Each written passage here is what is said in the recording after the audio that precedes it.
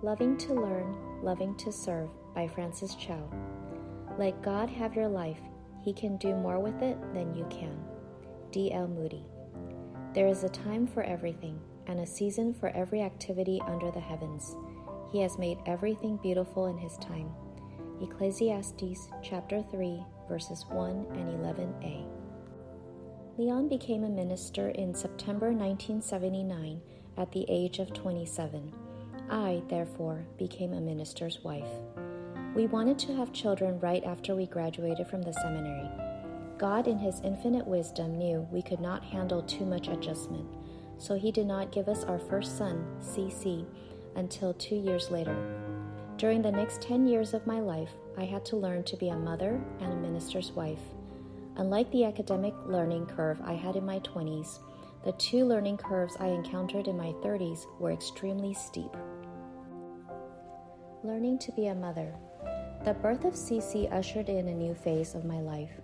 Knowing that Leon would be away most evenings and weekends, I decided to resign from my instructor position at Old Dominion University a few months after Cece was born, allowing me to spend more time with him. I remember a member advised me to reconsider my foolish act.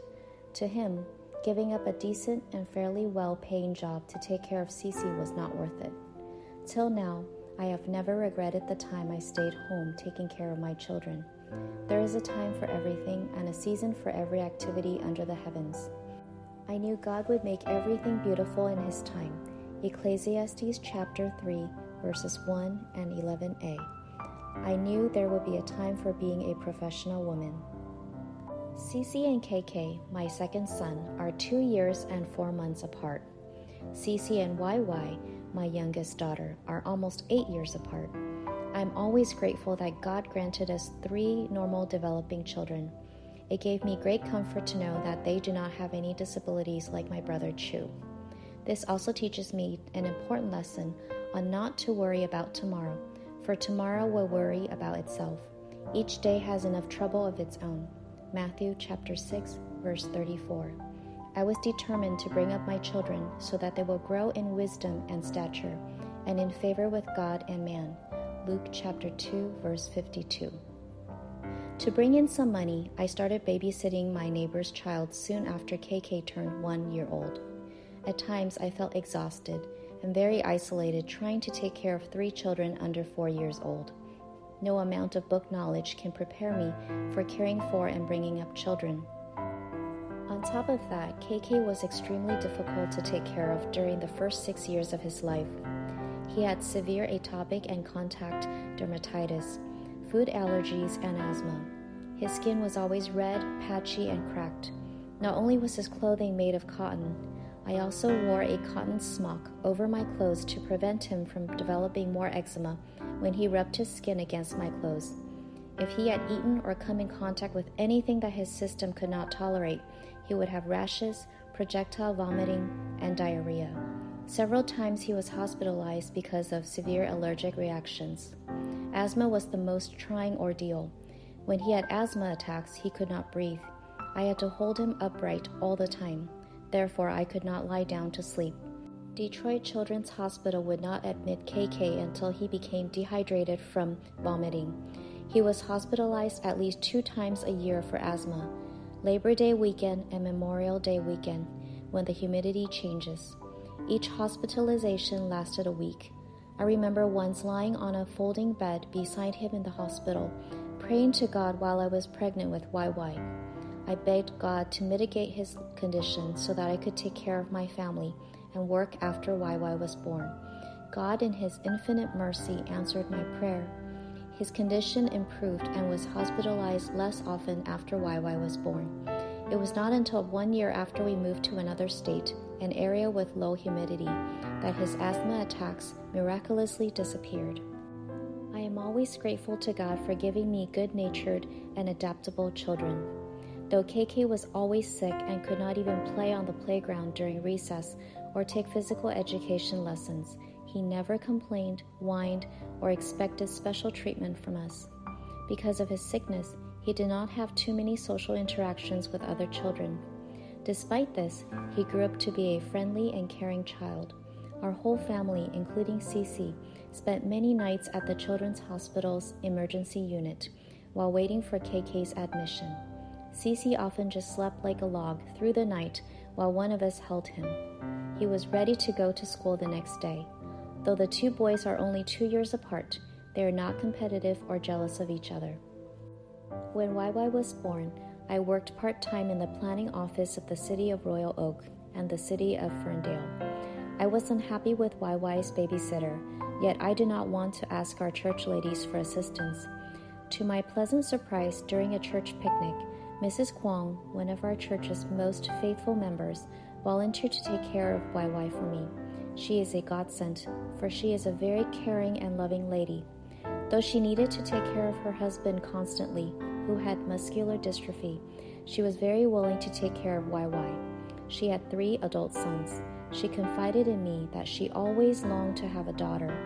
YY brought much joy to this couple since they were homebound due to Mr. Kwong's condition. Their 3 sons doted on YY as well. I am forever grateful to the Kwongs. Mrs. Kwong took care of YY until she was almost 2 years of age when we moved to a new state. Learning to be a minister's wife. Learning to care, love, and support Leon has not been too difficult. But learning to be a minister's wife is something that I cannot depend upon my human effort and wisdom. Playing the role of the church's eldest daughter-in-law and constantly living in a fishbowl under the congregation's scrutiny makes many ministers' wives feel they are under intense pressure. Thank God, He helped me to understand that being an eldest daughter-in-law, like my mother, gave me many opportunities to offer loving services. I often gave my handmade embroidery and shared my homemade dim sums and American desserts with members of the congregation. I learned from my mother's example that it is extremely important to show respect and love to every member of the extended family. Unfortunately, not every Christian is loving. Without God's grace, a young minister and his wife would not have the wisdom and patience to care, love, and respect a congregation consisting of 4 dialects, languages-speaking people, each with different subcultural backgrounds on top of their educational and socioeconomic differences. The first hurdle I had to overcome during Leon's first pastorate was learning Mandarin and Toisanese simultaneously. To me, the church was the ultimate Babel. Until I could understand and speak both dialects, my interaction with and my service to the congregation would be limited to the Cantonese and English-speaking brothers and sisters. Fortunately, after half a year, I began to understand most conversational Mandarin, but it took me longer to learn to converse in Mandarin. Learning Toisanese is a different story. Toisanese sound system and vocabulary are drastically different from Cantonese and Mandarin. The vocabulary of the Toisanese dialect is like a pictorial description of an object or action, which seems like a riddle to me. For example, a ladder is a lean against, stand. To this day, I can only speak very few Toisanese words. Fortunately, most of the Toisanese-speaking seniors were very patient with me. They repeated what they wanted to say to me until I gradually grasped the content of their message. Because I grew up in an extended family where women, like my grandmothers, and people with disabilities, like my brother, have been despised, discriminated against, and bullied all their lives, I often have a tender heart toward those who are living in disappointment, pain, shame, and fear. Besides offering them a listening ear, comfort, and empathy, I share the Word of God with them through Bible study, prayer, counseling, visits, and even opening our home to women and children who suffer domestic violence. Leon and I knew we were a young minister couple. Many lessons would take us a whole life to learn. However, we were conscientious to live out a life of faith, hope, and love. Though we have been made a spectacle to the Chinese around us, 1 Corinthians chapter 4, verse 9, we, with God's help, could withstand pressure and serve diligently. We felt our life had been rewarding. Through the years, many church members have shown their love to us by praying for us. They also give us their homegrown fruits and vegetables and the food they prepare. We're a family in the Lord.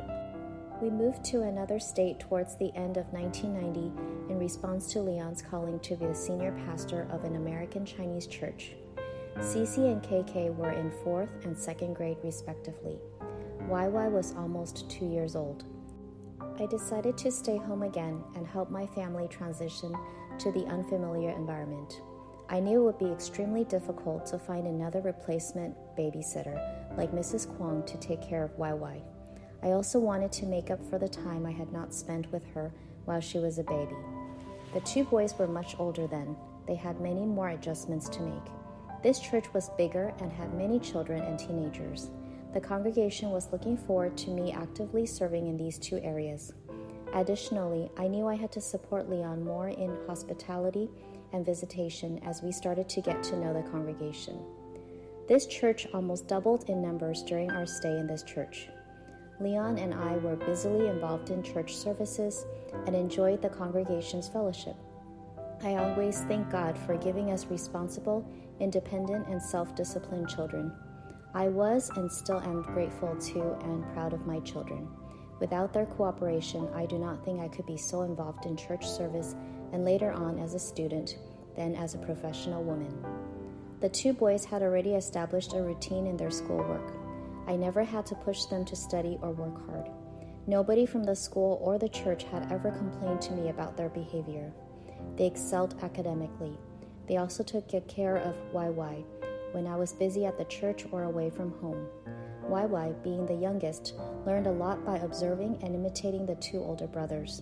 It is a joy to see the 3 siblings get along so well. Those were the happiest times of my life.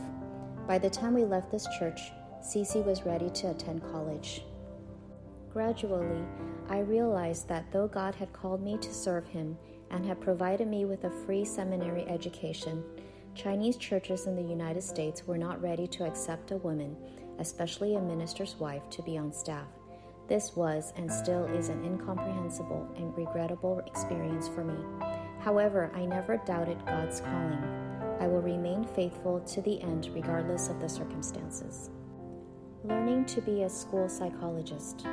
Due to financial reasons, I planned to re-enter the workforce when Cece entered middle school. I had planned to take some courses in education and become a teacher. Both Leon and I thought this was the best choice. Working in a school would allow my children and I to share the same schedule, and I can still take care of them when they come home from school. Furthermore, I had teaching experience and had taken many education courses. The Bible states, "A person's steps are directed by the Lord. How then can anyone understand their own way?" Proverbs 20:24. Indeed, God had another plan for me, one that was far greater than I could have ever imagined or planned for. One day in the spring of 1992, while collecting information at a state university on how to become an English as a second language teacher, I met the dean of the education department. Upon learning my background, the dean, to my surprise, suggested that I should pursue a degree in bilingual school psychology. She thought I would make an excellent bilingual school psychologist with my language, culture, education, and teaching background. She also indicated to me, since very few people could meet the qualifications for this profession, the federal government gave a stipend of $400 per month for each qualified student. At that time, I was not aware of the existence of such a profession and what the job entails. When the dean explained to me that the main responsibilities of a school psychologist are to assess and determine if a school-age child has a disability and prepare an independent education plan for such a child, I could not believe what I heard. How could this dean, whom I have never met, know that these kinds of special education services were something my parents have been seeking for Chu in the last 30-some years? Though Chu had already passed away by that time, I felt I could not give up this opportunity to serve children with a disability and to fulfill my parents' dreams. The dean strongly encouraged me to pursue this degree. I recognized that this was part of God's plan, as it says in Isaiah 55:9. God's way is higher than our way. God's thoughts are higher than ours. Because of this conviction, I decided to re-enter college in my early 40s to further my education. I am incredibly grateful to my family for their support. I took several crash courses each summer so my workload would not be so heavy during the regular semesters. During the first summer, my in-laws helped take care of the children. Later on, Leon took his vacation during the time of my summer courses so that he could take care of the children. During the days that I had classes and practicum, YY attended daycare. I picked Cece up from school and went straight to my classes. Cece had many responsibilities. He ensured that KK would arrive home safely after the school bus dropped him off.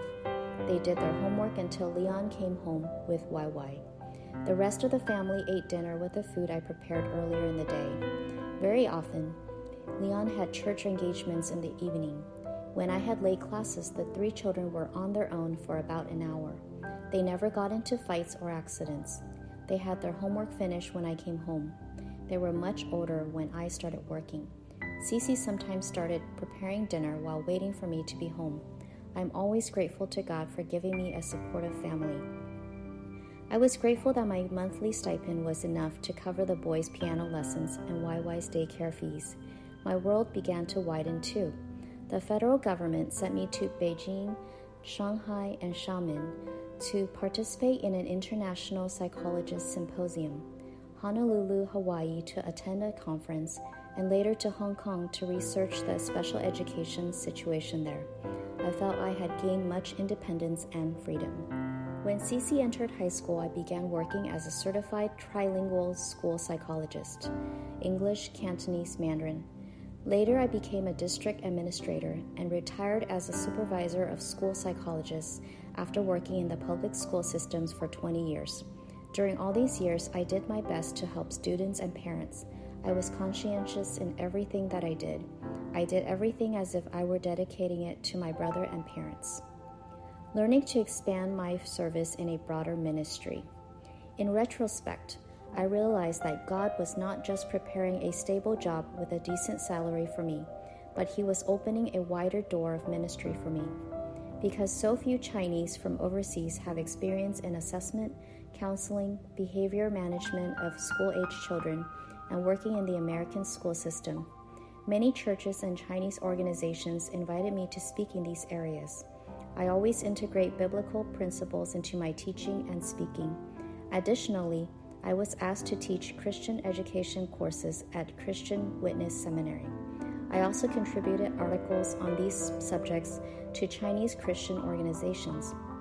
My areas of ministry have expanded beyond the church where Leon was called to pastor. This is something that I could not have dreamed of. My job has transformed my character too. I will expound on this in my later stories.